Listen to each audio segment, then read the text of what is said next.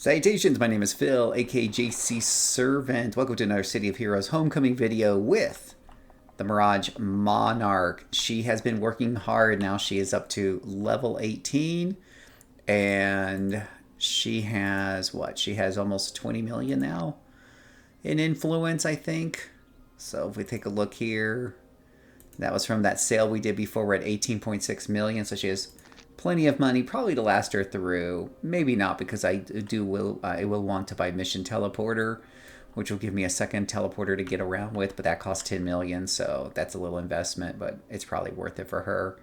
But today we are going to be doing the Spy Hunt, and for the life of me, the Spy Hunt story arc, and for the life of me, I swear I've read this to you guys before, I swear I've done this before, but also for the life of me, if I have, I can't find where. So we're gonna we're gonna do this, and if I read this out to you guys before, I apologize. I looked through the notes, I looked through the playlist, and I couldn't find this guy or the name of the story arc anywhere. So it might have been something I started and then quit for whatever reason and had some problems with it.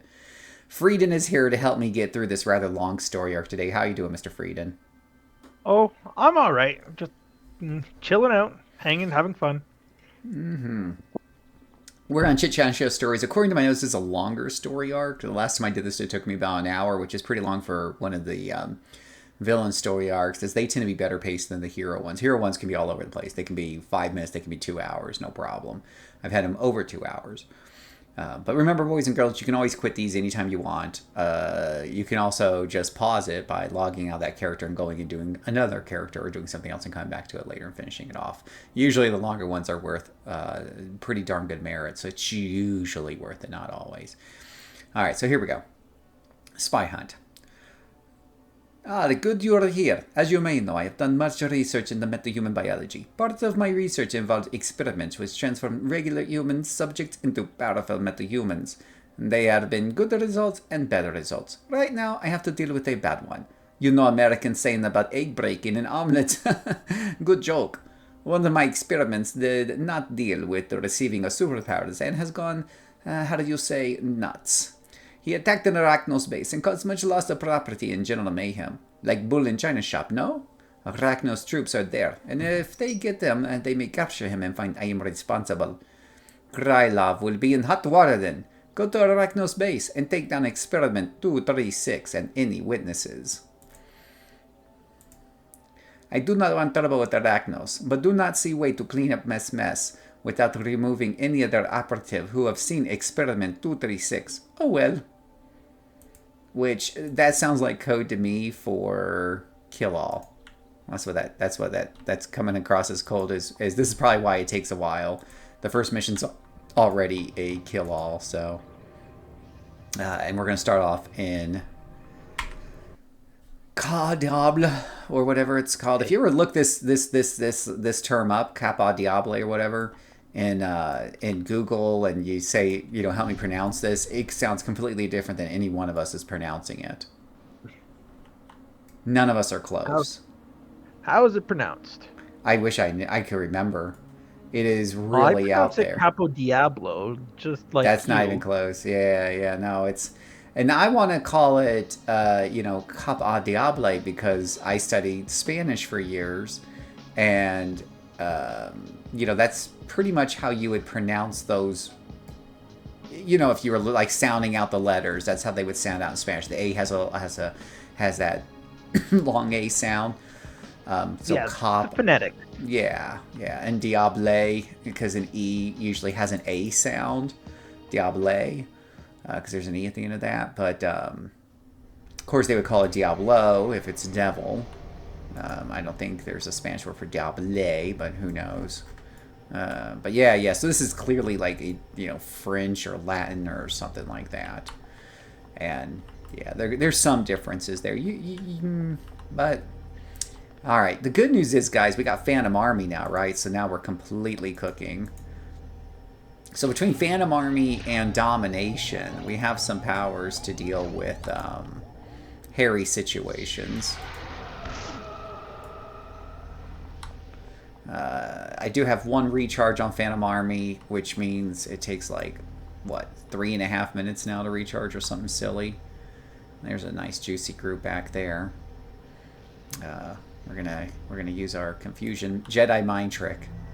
Don't you want to hurt your friend? Yes, you do.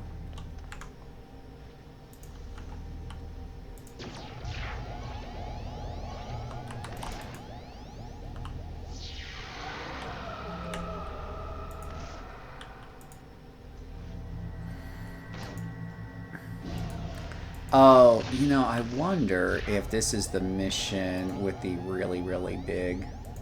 Oh, this is a small map. This is an easy kill all. Unless there's an elevator at the end, it's not showing up on the radar. This shouldn't be too hard at all. Not usually all that big in that area. There's this one mission around this level range. Oh, we got some stragglers coming in. I think it's time for the Phantom Army. Phantom Army, go. That is way too many people for me to take on. There's this one mission around this level in arachno space like this where there's this huge open room. It's worse than the 5-layer cake I cave. hate that room. I know exactly which one you're talking about. It's so effing huge, and it's a kill all, and it's just like finding the stragglers there is like pulling teeth. That's one of those missions where I kind of walk out, cancel the mission, retake the mission, and hope like hell they give me a different random map for it. Yeah, it's so painful, and yeah. Now the bad thing about the Phantom Army is that you can't control them. You can't direct them like you can with most controller pets, because they're not really like perma pets. They're more like tempo pets, temporary pets. Mm-hmm. So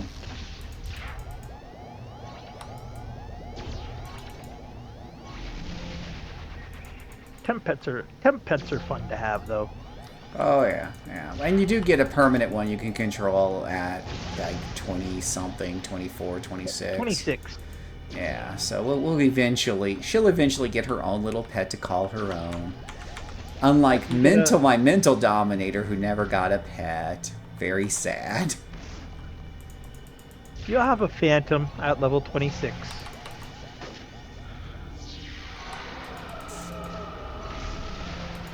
Where are they?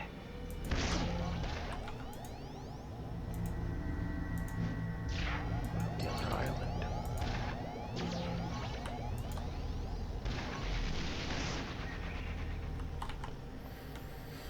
So careful placement of blinds and confusion there. I was able to tear apart that large group of 5.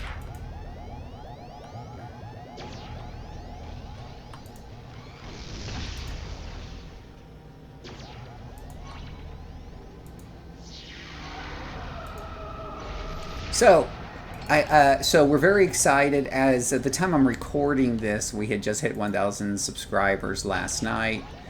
Made a big announcement about it. Now, by the time this video goes up, it'll be maybe a week down the road. I don't know. I schedule these things out ahead of time, if you don't know, so that there's always regular content going up on the channel, even if I have a busy day at work or something like that. I miss a day of recording. There's plenty of videos in the back pocket for anybody who's looking for daily content. I know that's not a lot of people, but it's there regardless. A lot of people don't really watch these Monarch videos, but I still have fun making them. I gotta see the wife out. Okay.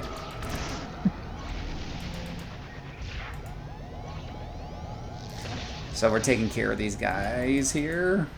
The Dominator's pretty good, steady killing. I honestly think at this point, though, the controller can kill this fast with the Arcane Bolt trick. Now, this might change at higher levels. The nice thing about Psychic, or what's it called, Psionic Assault, is that we do have a couple of really nice... we have a couple of really nice AoEs already. So, we have a cone attack. Oh, no, we only have one AoE already, the cone attack. But I know we get another one later on, so we're getting at least 2 with this power set. Some domination power sets don't get quite that much. AoEs.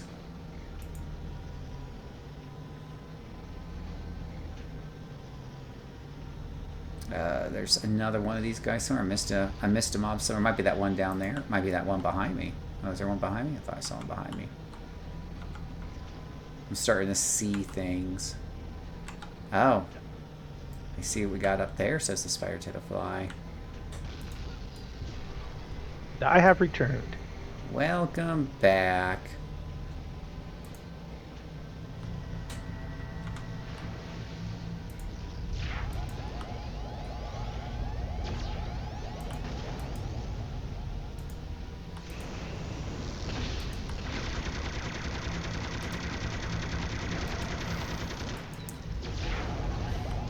Yeah, the poor mental dominator that I did not have any pets. Theoretically, that's because you have group confusion, and that turns everybody into your pets. And for the most part, that does work out.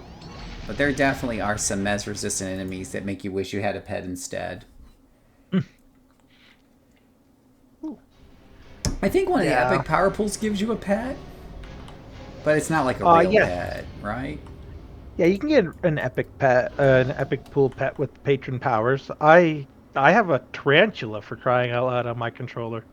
Yeah, I think that's what I'm gonna have to respec that character. So I don't know how long that pet sticks. Is it like a perma pet, or is it like one of those? It's here for 1 minute out of 12.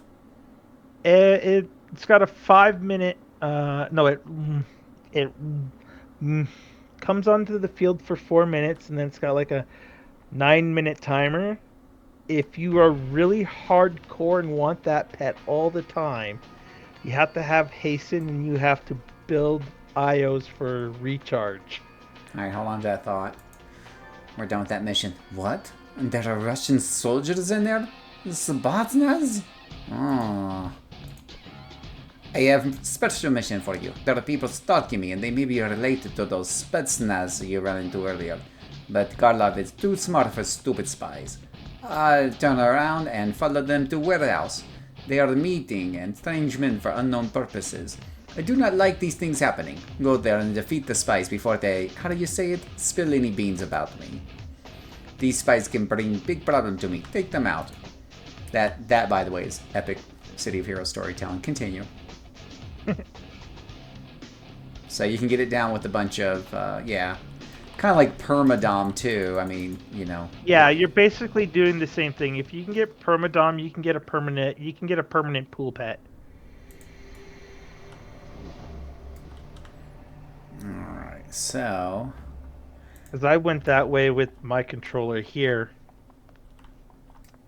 Of course, I ran time manipulation as a secondary, so I have Chrono Shift to help me out even further with the hasten.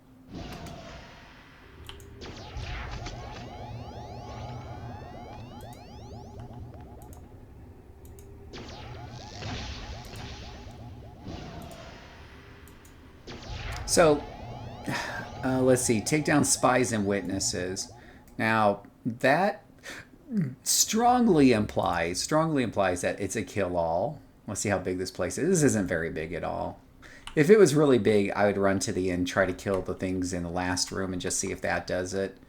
With this kind of smallish setup, I think we can kill all along the way. So, do you ever play any, Frieden, do you play any gacha games? I used to play, oh, what the hell? Give me a second. My brain is malfunctioning at the moment.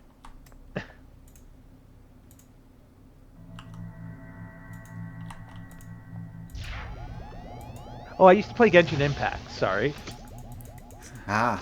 So, have you heard of Arknight's Infield? I've heard of it, but I've basically sworn off gacha games. So my good friend Peter, he loves the prettier gacha games. He's played a ton of Honkai Star Rail. And so when Arc Knight Infield came out and whatnot, he talked me into trying it out with them. So I played it for a few days, and one of the things that interested me about it is, have you ever played Factorio or Satisfactory? No, my friends have though. Yeah, well, they literally have put factory building from those games into a gacha game, which is mind-boggling to me because factory building games are a bit of a niche. They certainly do not have wide appeal. And so, here you have, these guys are just, yeah, just kind of willing to do that. That's pretty funny to me. So, and it's super pretty. So I loaded it up. Very, very pretty game. But yeah, you do hit into, my problems with gacha. It's really funny is I have no problem paying for a live service game that I really enjoy. And with with the whole gacha game, I'm not going to sit there and buy a bunch of pools, but I might buy the season pass, right? And support them that way if I'm having fun with the game. Generally speaking, I just kind of ignore the whole gacha pooling thing. If I get free pools or whatever, sure, I'll go ahead and do it, just see what pops up. But I never get very deep into one, so it's neither here nor there. Probably the biggest one I got into, and I don't know if it's your traditional gacha game, is Clash Royale. I played a ton of that one. But regardless, so I played it for a couple days here and there, maybe a total of 5 hours, not a bucket ton. And he and then I haven't been playing it a lot for the last week or so. And he was sending me some videos here and there, some pictures here and there, giving me progress update because he's been playing it nonstop. And a lot of people, what they're doing is they're playing it a lot to try to get this one character, Lavatan or whatever her name is, and she's the banner pull, and the banner expires in like a day. So people are trying to play the hell of the game to get as much free currency as possible to pull her before that banner expires. So there was some big news out that that they were listening to a lot of player feedback, and there was definitely some spicy feelings on the game. I mean, most of it's positive, but there's definitely some things that they bungled up on. And so, aside from announcing a whole bunch of changes that they're working on, they also said, what, as a thank you for your patience type of thing, we're giving everyone these free pools or whatever have you. Not a lot, but some or whatever. And one of them is a free 6-star, but not the banner 6-star. You're going to be able to select one of the basic 6 stars, right? And so I'm like, okay, well, let me log in and get my thing. I mean, I'll never pay attention to it, but let me just go ahead and just knock it out because I still got the game installed, and it's still something to talk to Peter about. So I go ahead, I load up the game, and and then I see the message saying you've only got one more day left for this big banner pool, and you've got currency. You've got pools just for that banner, so you need to use them up or you're going to lose them. And I told Peter, it's like, oh, I got that banner pool stuff. And he's like, yeah, well, just make sure you select one pool because you probably don't have that many pools because you don't play that much. So you probably got like a few pools. Don't do the 10 pool. And I'm like, yeah, whatevs. I don't know. And so I loaded up, and I actually do have a 10 pool. And so I said, okay, I'm gonna do this 10 pull. And he's just on the line with me here in Discord, and I'm just kind of reading it out loud. Oh, I got Freya or whatever her name. She's a 4-star, and I've got like 12 of these, And I'm just like, I'm kind of grousing a little bit because I'm like, wait a minute, I don't even do that many pulls, and I've gotten like 5 copies of this character so far. Like, do they not have a variety? I guess not. It's whatever. And then I sat there and go, uh-oh, Peter. He's like, what? I said, Peter, I got a 6-star. And he's like, what? He's like, so did you get, he starts spouting off some of the more, basic 6-star names. Because just because you get a 6-star doesn't mean you're guaranteed to get the banner 6-star. And I said, no, I got Lava Leash or whatever her name is. And there was silence on the Discord for a minute. And he's like, you're joking. I said, nope, on the 5th pool. And I sent him a screenshot. He's like, get the out. He started losing it. I've been playing this game, and you get on the 5th pool. You don't even play the game. It was just super, super funny. Because I literally got it on this 5th pool. I don't pay money I've not paid any money into the game. I've not done anything. I hardly play the game. And I got it on the 5th pool. and it was just super super funny.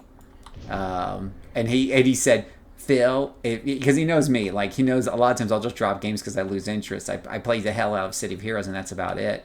And he's like, Phil, if you don't log in and play this character on a regular basis, I'm gonna be very upset because it's not fair that you got the character just to sit on her.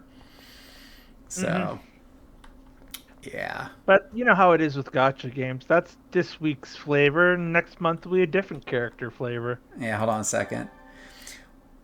One of them, I finished the second mission. One of them mentioned Kaminsky. That's bad news, comrade. And Kaminsky is, how do you say, skeleton in closet. Yes, for me. He is part of Spetsnaz force I used to work for back in old Soviet Union. I created special soldiers for Spetsnaz for a long time. Now I think they want me back. It is very bad news, but for you and for me. They think you are one of my creations. They won't stop until they capture both of us. You feel like working for Spetsnaz? Bad wages, no benefits, comrade. Oh, and they kill you if they, how do you say, mess up. You are a big help to Karlav Torvasek. I can never pronounce that word. You need enhancements? Here, you must take my number. I'm telling you, all of these guys have an Etsy account where they're selling enhancements online. Do not worry about Spetsnaz hunting us, for Karlav have planned. These Spetsnaz are looking for other metahumans I created to get to me. That is why they hunt you now as well. But I know good target for them. One of my experiments with the bit, how do you say, off his nut, and decided to become a hero. Big embarrassment for Krylov, let me tell you.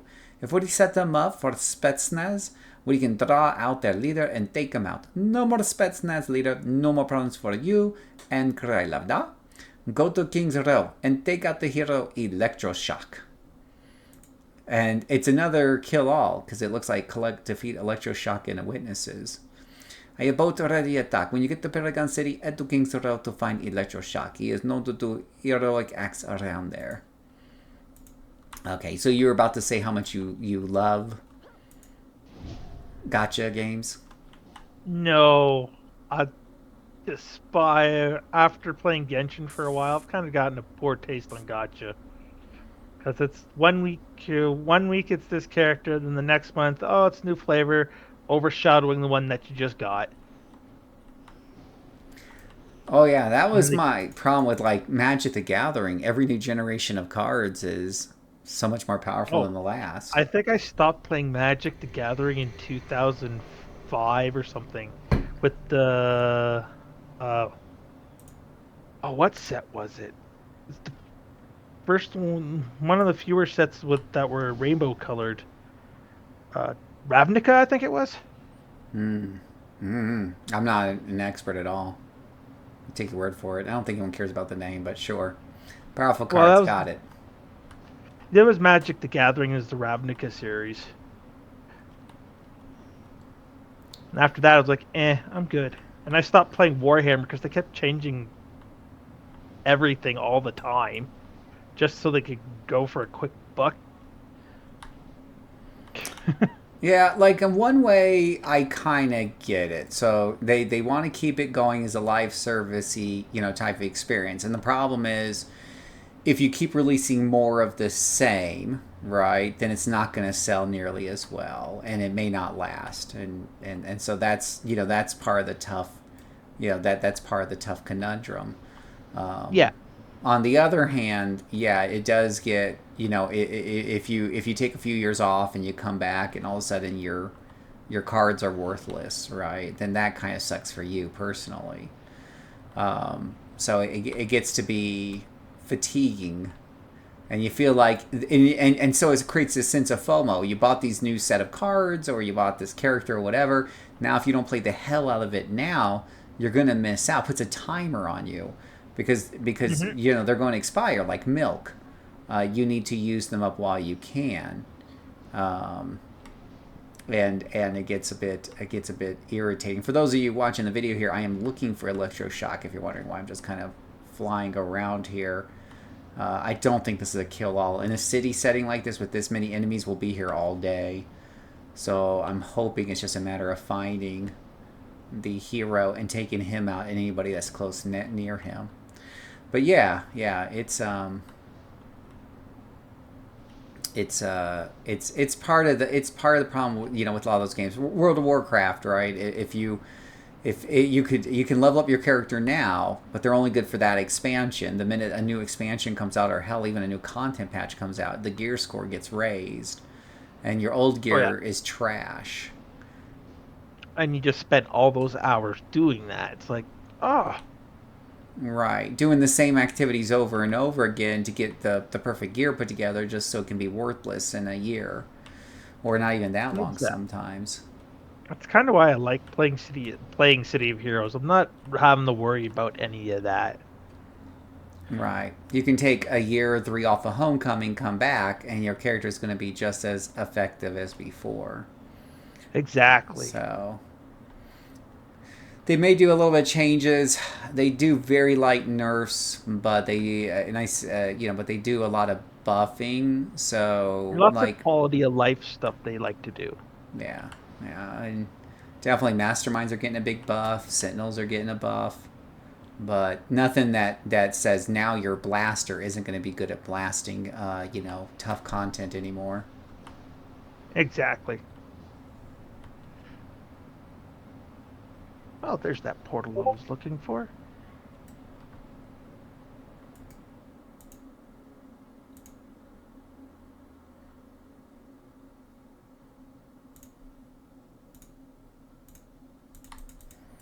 I am having a problem finding this dude. Finding this dude. Well, that's a shocker. You're doing a mission and you're having a problem finding the dude. That never happens in City of Heroes. Am I right, guys? Oh, no, never. Just leveling the map eventually finds him. This is why I say that this game has some limited appeal, and these types of missions are one reason why people don't like finding the guy in the 5-layer cake. That's never going to be a popular game style. Wow. Yeah, that's very true, but it's just a carryover, right? Well, I know that, but that's what keeps people away. That's the little bit of sour milk in the back of the fridge. It can't all be rainbows and horseshoes. I like to, yeah, there's always, so what's interesting is people will sometimes judge games based off of its potentiality. So, for example, if you take two games and one's from a AAA developer and it's a really good game, and the other one's from an indie developer and it's not as good, it's not as well polished. Um, and you tell the players this is from a AAA, this is from an indie. They may rate the indie higher, even though it's clearly a lower quality game, because they're, oh, well, that's the best the indie person could do. That's one person made this. That's astounding. Let me give it a higher score.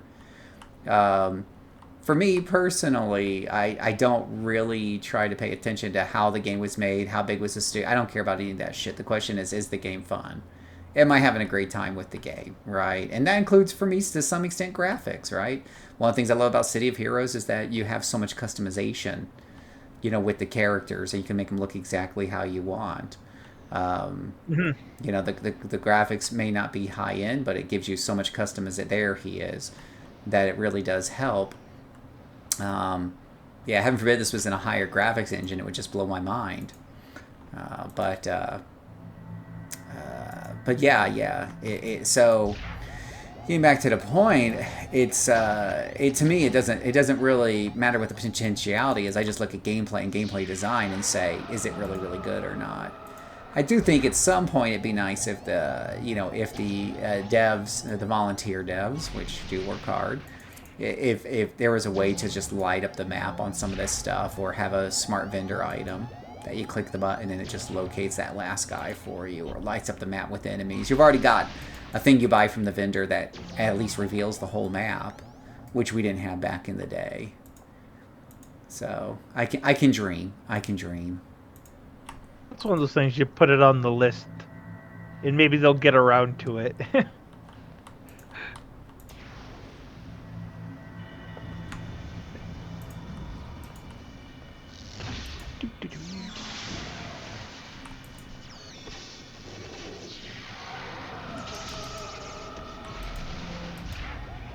Ooh.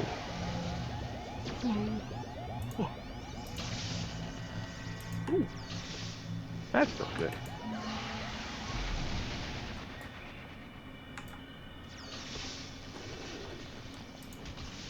I really do like it when I get them to beat the crud out of each other. That never gets old. No, it really doesn't get old. Stop hitting each other. Stop hitting each other.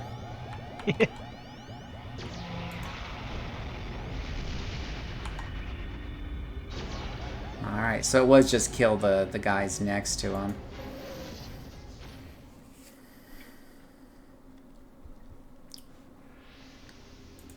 Ooh. Excellent. I put out word on street that electroshock was one of my creations, so Spetsnaz should be nabbing him from King's Row Hospital now. It is as Karlov thought. The Spetsnaz are hunting me, have grabbed the hero you put in the hospital since they knew I gave him his powers. Now it is Krylov's turn to hunt Spetsnaz. Each of my experiments have homing implant. That implant says the heroic idiot electroshock has been taken to offshore cargo ship. It have Russian papers, but is supposed to be in Baltic right now. Krylov wants you to go to cargo ship and interrogate the Spetsnaz leaders. Show no mercies. The Spetsnaz know none. Yes, this is the epic. So I like to call balls and strikes. And if you want to ruffle feathers of the community, just say that you don't think the writing in City of Heroes is very epic. Just yeah. I poked the bee's nest on that one. I find that its writing is of its time. Let's face it, this game's 20 years old.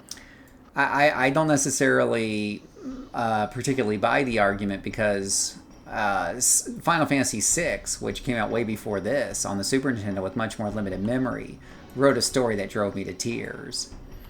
And then you have to... I'm going to argue the fact that it's American writing versus Japanese writing. I mean, what wasn't Torment Planescape also really epic writing by, that's a Western RPG? True. I mean, and books. There's tons and tons and tons and tons and tons and tons of good books that they could have used for material. I think they're going for more of a broad appeal.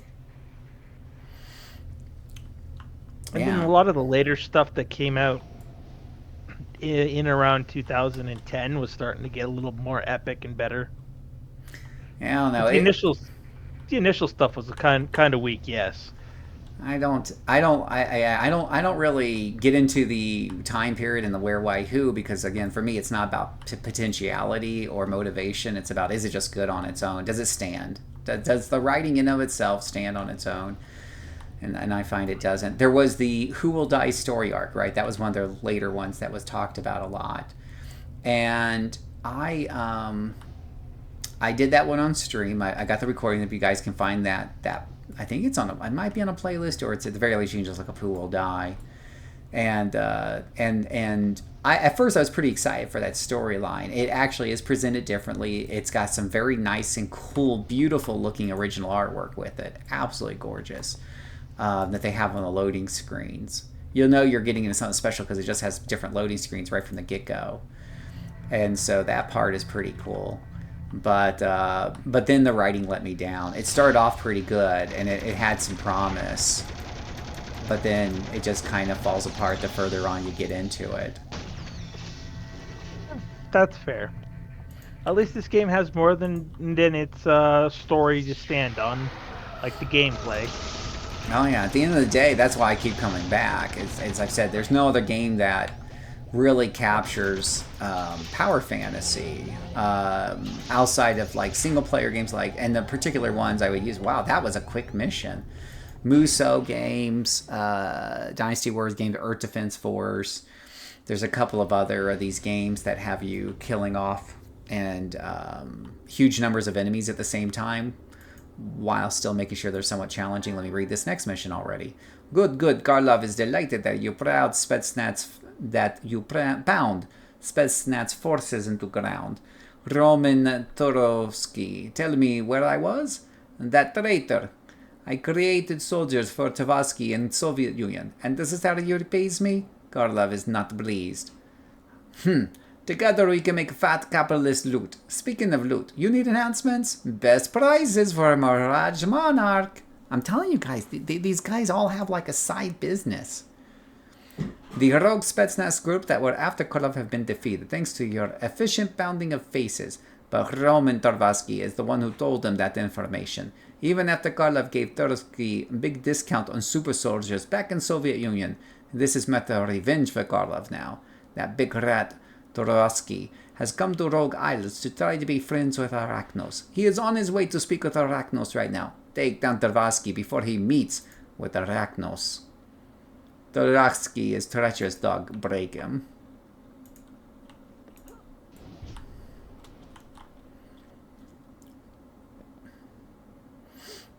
Yeah. At the end of the day, like, I did a video, top 13 reasons to join. I could easily do to play City of Heroes, I could easily do a top 13 frustrations with the game. But the reason why I keep coming back is the gameplay. Nothing else gives you this power fantasy. And gives you so many tools to adjust the difficulty so that you can have the experience that you want. And as your hero gets stronger and stronger, you can play with the difficulty of the missions to leverage that strength and feel more powerful. You want like rooms full of enemies because you're that good of a blaster or whatever, you can totally do that. Oh, you should see how I play right now. I'm playing at +1 × 6 with a controller. This game just keeps me coming back. I've been playing it for almost 20 years. Yeah. Over 20 years now, so.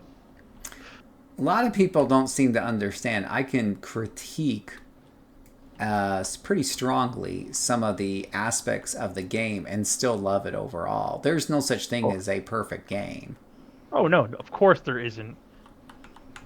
There's no game that is without potentiality for critiquing. Just some are harder. Some of those critiques are a little harder to find than others.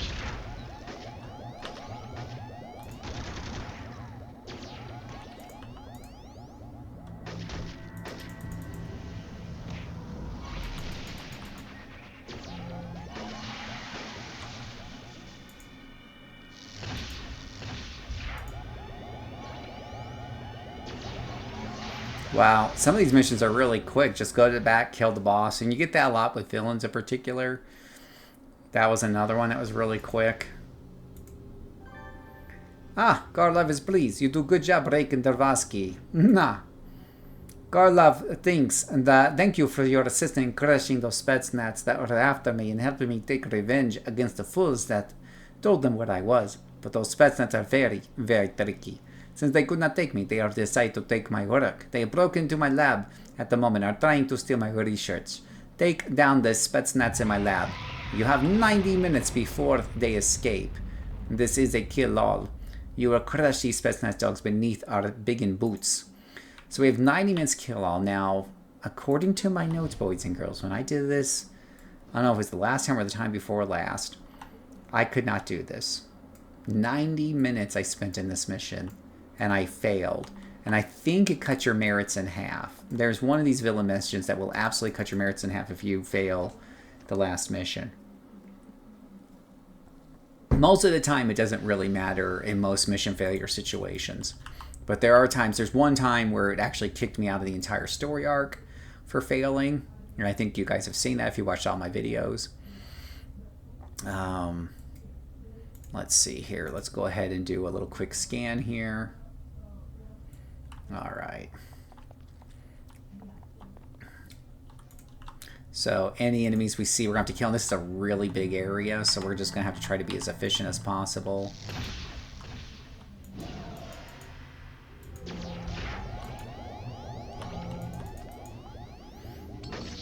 And kill them all. I have faith. I think you can do it. I may not be able to do it if I was doing a level 18 controller without pets and without my arcane bolt trick. Before I had figured out the whole beauty that is arcane bolt.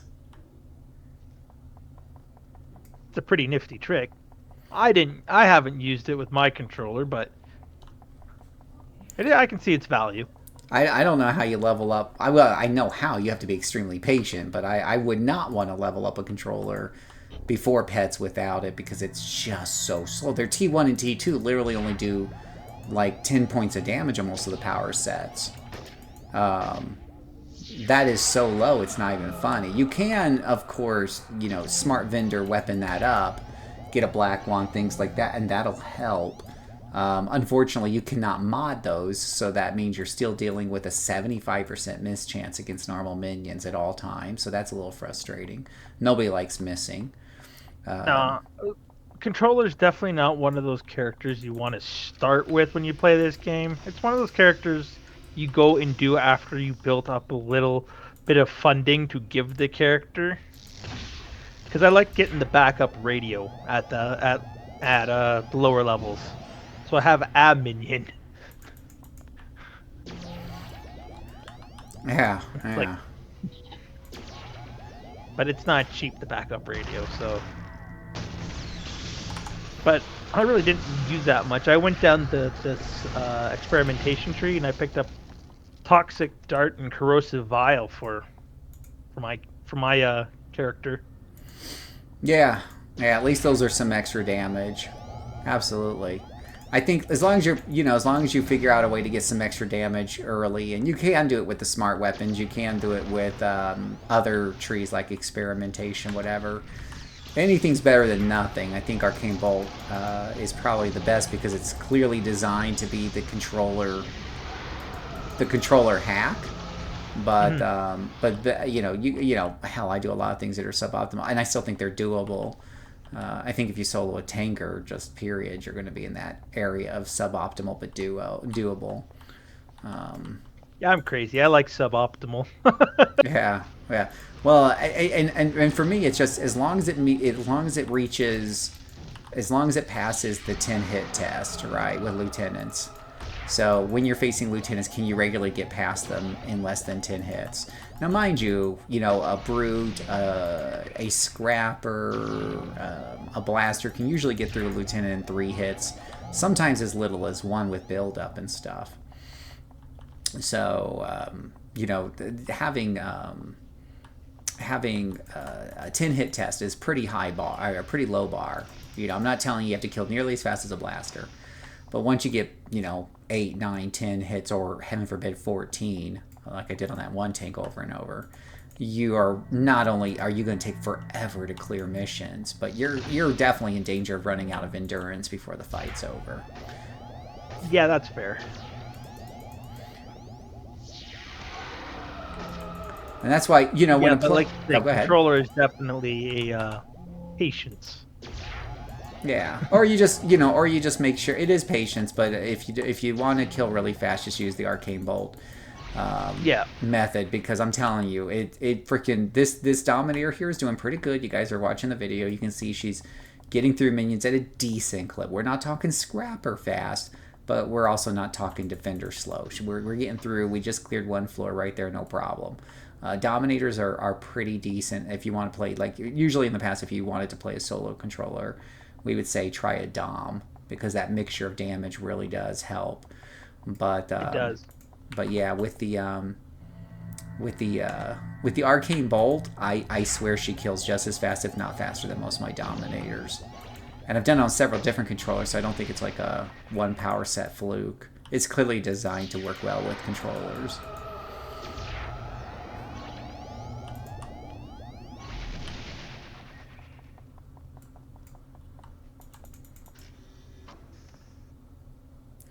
Oh gosh, look at this mess. This is floor number 2. It's like, oh my gosh, could we?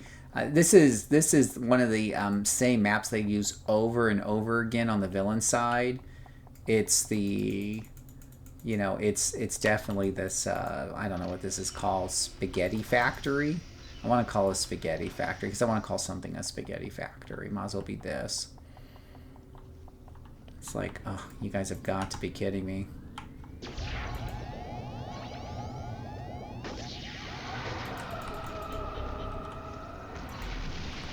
And she kills so fast, honestly, not super fast, but she kills fast enough to where sometimes, as you kind of see me doing here, I didn't even bother with the hold. Well, gosh, it'd be nice if she actually hit, but I didn't even bother with the hold powers on that particular duo of minions.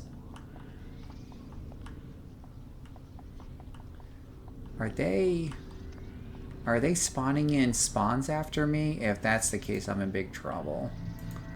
Well, maybe not. I still have Phantom Army I can call up. It's off a cooldown. Yeah, it's always good to have a get-out-of-jail-free card on hand. Well, a lot of people watching the videos will ask why I don't use Domination more often. And I tend to save it as a get-out-of-jail-free card. Oh gosh, there is spawns. Look at that.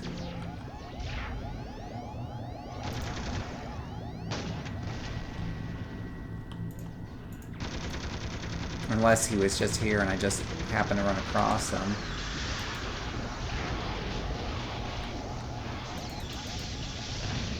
We're definitely going to call out the Phantom Army here. There's too many things coming from different directions. So... anyway, so people have been asking why I don't use Domination more often, and that's because I do tend to view it as a get-out-jail-free card. Now, the argument is if you never use it, then you're kind of wasting it. And that might be true. I mean, you can go back and forth on it. It's got a long enough cooldown to where I have gotten in trouble where I use it willy-nilly. Yeah. And then I don't have it for the boss. You know, so I've got caught with my pants down before. I don't like getting caught with my pants down. Yeah, I can understand that play. I'm on the other camp, I'm afraid.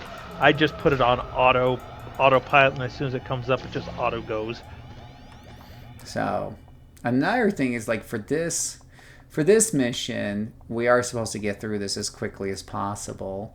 So I will probably use it if I ever run out of endurance, as I'm trying to speed through this as quick as possible rather than take a knee. It'll save me a few seconds, so at least I'm getting some extra value out of it. I don't really have problems controlling things. I think for me, the other thing is I don't see the benefit in most regular fights. What's the benefit of keeping it turned on? Because, like, if I confuse or I hold somebody, it works every single time already. So I'm not sure what the additional benefit is of keeping it clicked on and then possibly not having it available for bosses that need more than one application to hold. Yeah, I'm not really sure. I know I have a Earth Dominator, so... And that's just 30 wrong, that character, when she's on Permadom.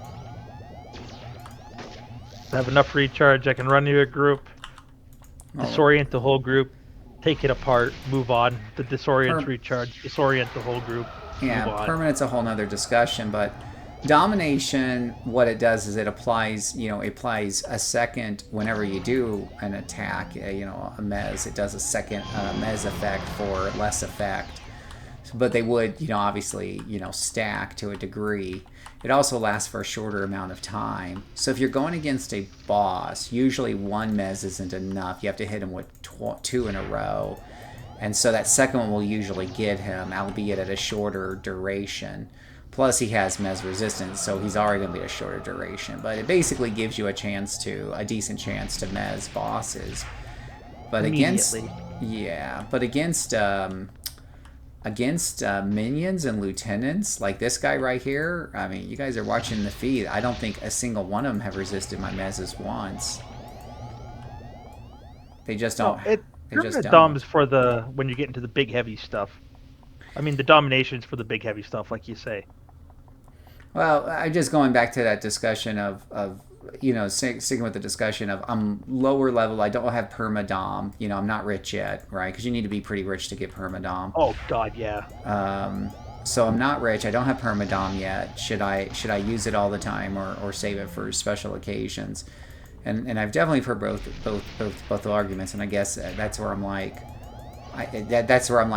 what is the... Now, there are some benefits. So the benefits are, when you use Dom... okay, so my argument right now is that I don't see a lot of benefit because regular minions are being completely held all the time by Mez powers anyways, right? The counter argument to that should be, well, you do get Mez resistance, so this is true, right? Whenever whenever you're using the domination power, your character gets increased Mez resistance. So that's an additional benefit. If you're fighting the enemies with a lot of mezzing on you, and I think you guys have not seen me get mezzed once in these fights so far on this story arc, that could just be due to a lack of mez on their part. Or it's just because I keep controlling them so much. But I think it's a lack of mez on their part.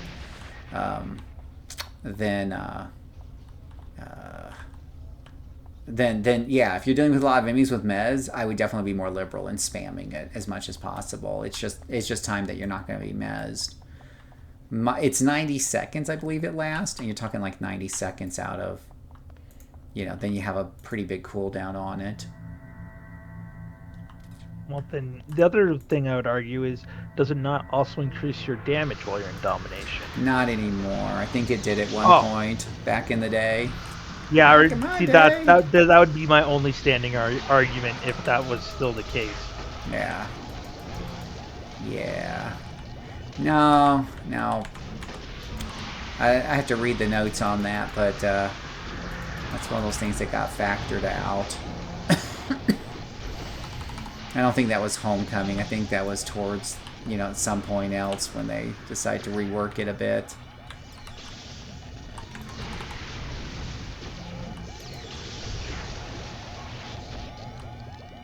Good thing I brought the decoys in to help me with that little fight. I think I got everybody in there. I got everybody in here. You just want to double check because you don't want to leave anybody straggling if you can help it.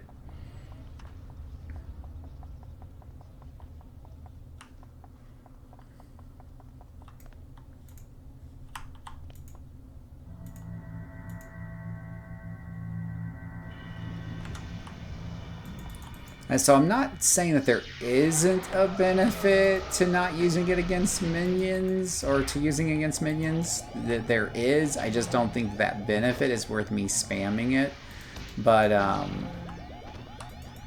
versus the the possible downside that I run into sometimes. Yeah.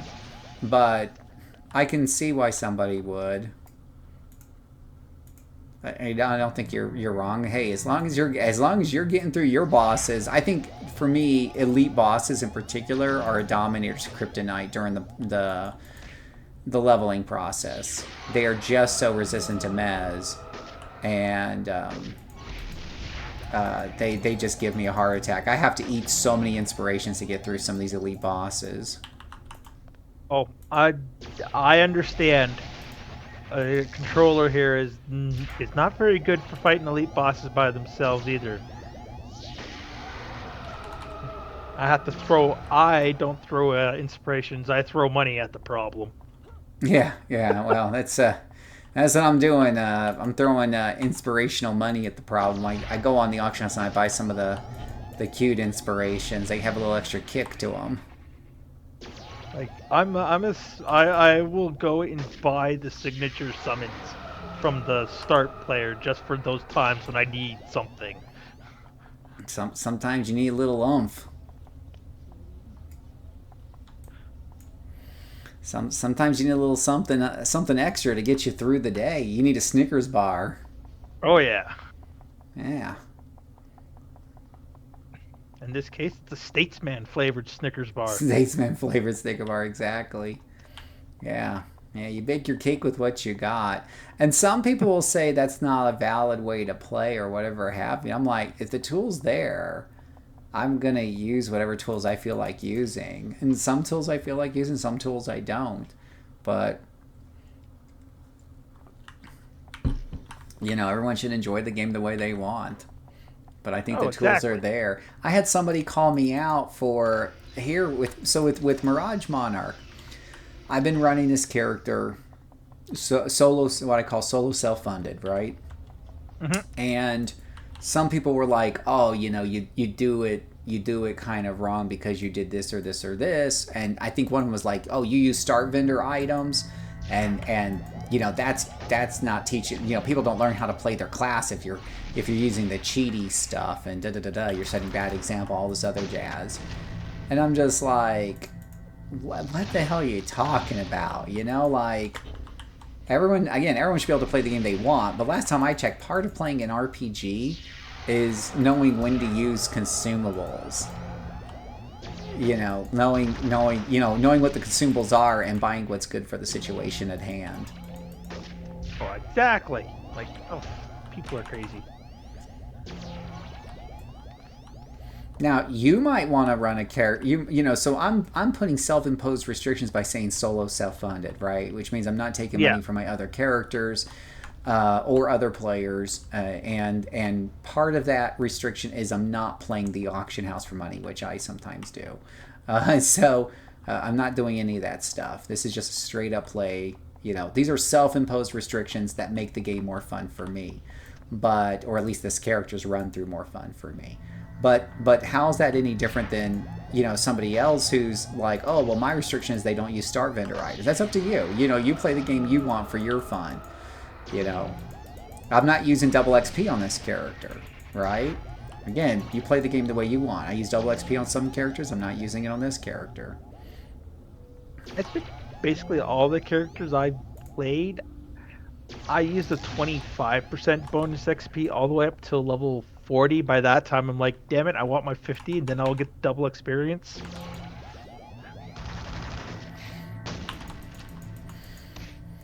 Yeah. So I don't blow through the content too fast.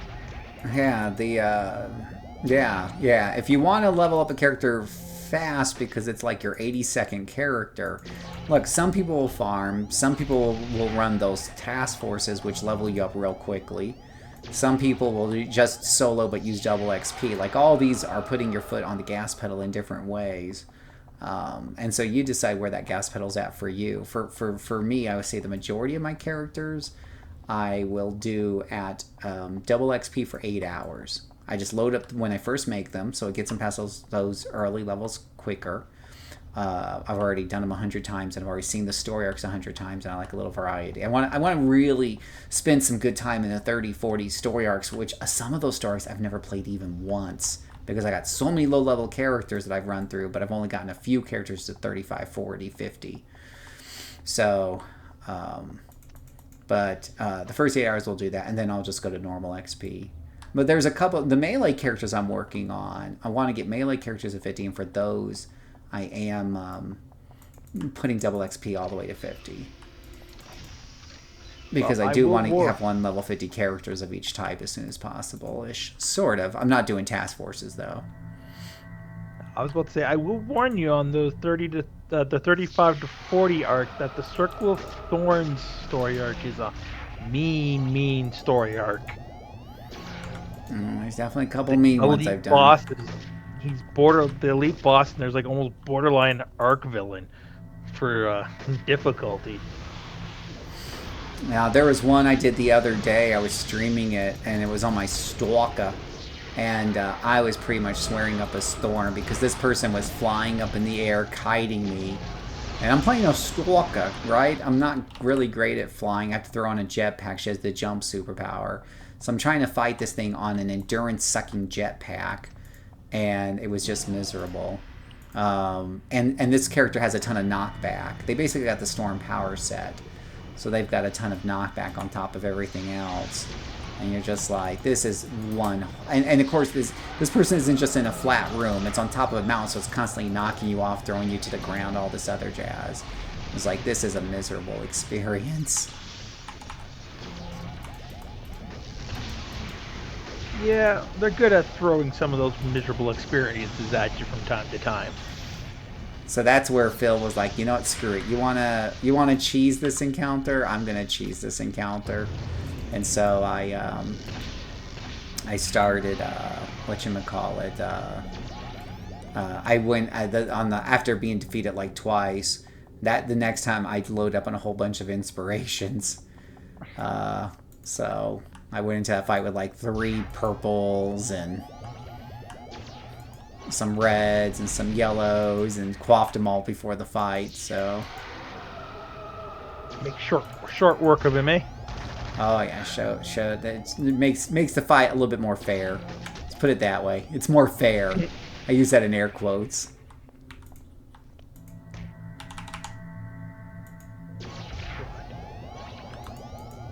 All right. So this mission's taking forever. This is the mission. This is 22 minutes so far on this one mission, on this one door. You see the timer at the top because these places just so huge and there's so many things to kill.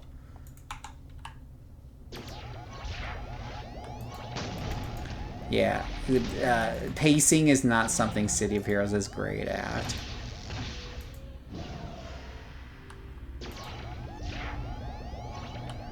But I tell you what, if you like killing things, this is the mission for you, definitely.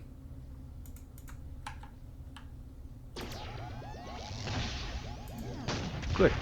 Then I will have to look into it when I start running through all those arcs on that side then.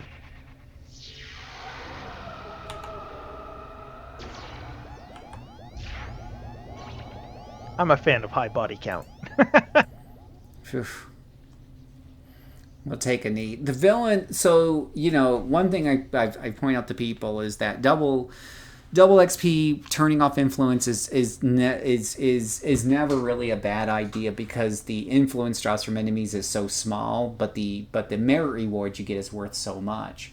Now, what that means is if you're thinking like I do with Matriarch here about how many merits you're getting for each of these story arcs and the such, and if you compare it with your heroes, you'll figure out that you're making less per mission on the villain side on the average than on the hero side. And that's a big thing because it hits you directly in your pocketbook. And the reason for that is I believe they expect you, because the stalkers were introduced with villains, so they do expect you to stealth through a bunch of this. So with this character, we do have invisibility, and that's where you guys will see me. If the mission is just kill the guy at the end, I will absolutely stealth through it.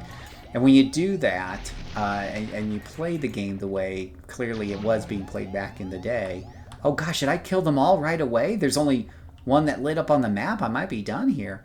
But when you do that, you find out that your merits per, let's say, time units spent per hour, for example, definitely feels a little bit closer to what you normally experience on the hero side. It's still not there, but at least it feels competitive.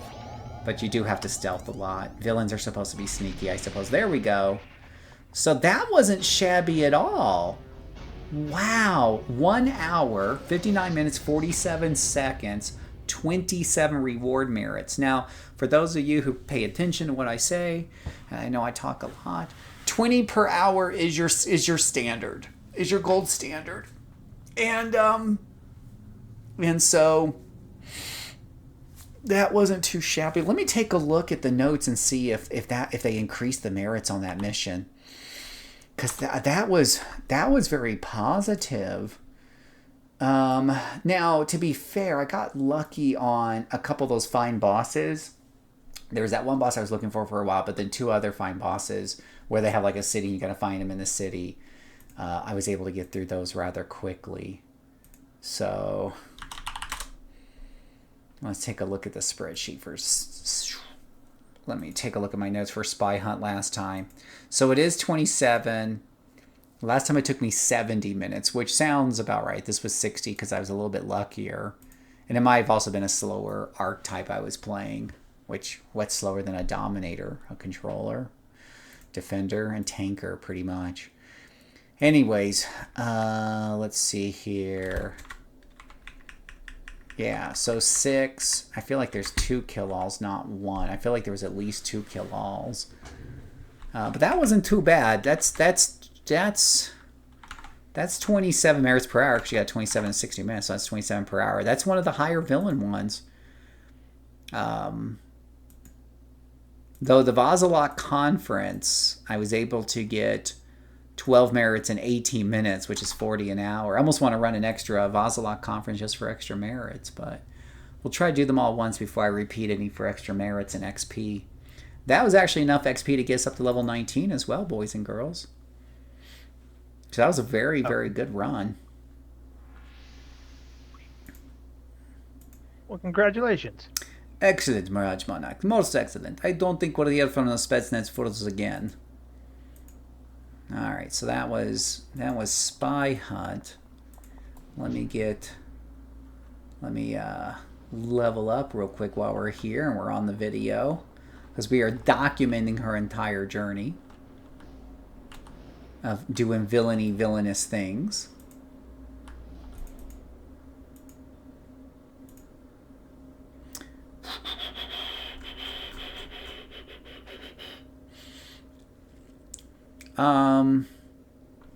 Let's see here. Spectred Whale, Spectral Terror.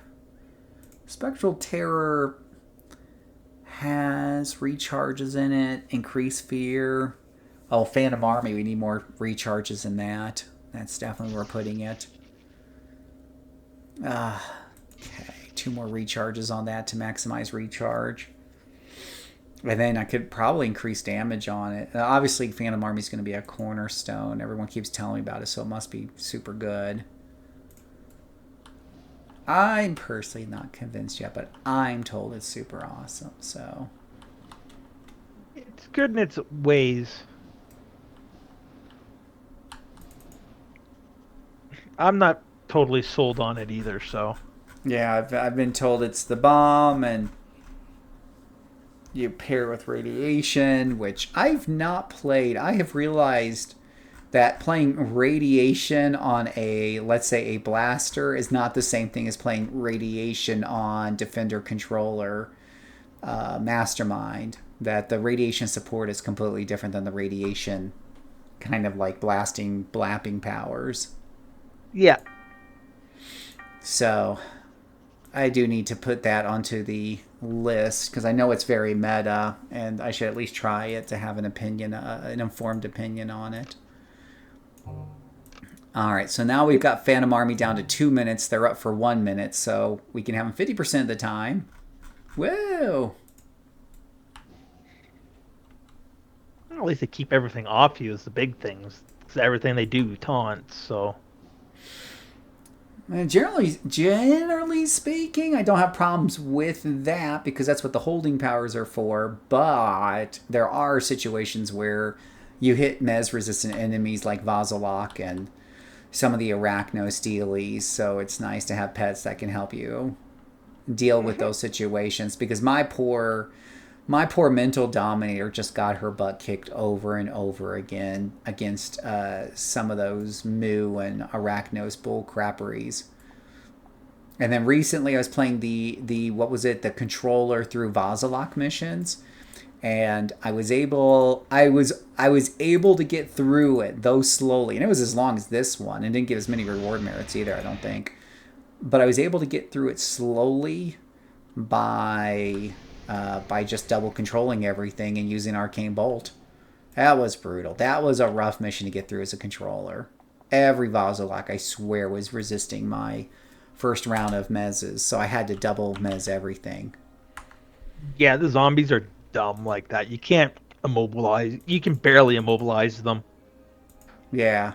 So we're up to... So we spent 100 reward merits to get the 20 million, so we're almost starting over again on reward merits. But I've gotten 50 now banked up already. So if I had run that a couple more times, I could get up to another 100 and get another 20 million influence if I wanted. I could probably get 10 million influence out of this just with converters. We do have 3 enhancement converters right there. And we got an enhancement catalyst. And you want to hold on to enhancement catalyst, at least a few of them, because you can use those to make your ATOs superior ATOs. But... In the winter. Yeah, in the winter sets. And those are really good if you... That's where, you know, if this character wasn't solo self-funded, when I bought that winter set to sell, I would have sent it to a level 50 and had them catalyze it to a superior, then send it back to her and sold the superior version instead. Would have gotten me a few more million. Yeah, like 20 million a piece. Yeah, well, some of the superior versions are going for 24, 25 mil. So you can the superior versions, yeah, the basic ones will go for anywhere between 15 and 20, but the superior will go for 20 to 25 depending on what you're selling. And the catalysts are $500,000 each. That's why I bank my merits. I Yeah. bank my merits because I use those winter ones like there's no tomorrow. Well, I have a friend who will well, I haven't seen him on the channel for a while, but he used to just buy. He's like, you're gonna do that with winter sets. I said, yeah, I've got a level 50 character that's got 600 merits, so I'm gonna go and buy a full winter set and catalyze it up and throw it on the auction house and make myself 100 million or so. He's like, sell it to me. I'll just pay whatever you're gonna sell it for. Okay, because he had money from all these farms he runs. So I have nothing against farmers. You won't see me farm a whole lot. I'll do it here and there to level up new characters or whatever have you. But I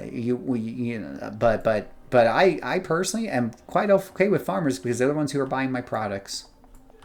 Oh, exactly. Yeah, it takes all kinds to make an MO work. So Yep. I'm not the guy around here going, you filthy farmers, you filthy this. And that's why I get a little miffed at people. It's like, oh, Phil, you're this, you're that. You're teaching people the wrong way. I'm like, you know what? Takes all kinds, boys and girls. Takes all kinds. You're just teaching them the way that you know how to play it and the way you think is fun. There's Yeah, nothing invalidating their way. yeah. All right. Well, for those of you watching, another exciting, though a little bit longer episode here of uh, the the Mirage Monarch. That is it for this particular story arc, Spy Hunt, and that got her up to 19. So we'll continue the good fight and continue to make recordings and whatnot. But thank you guys so much for watching. Until next time, may God bless you.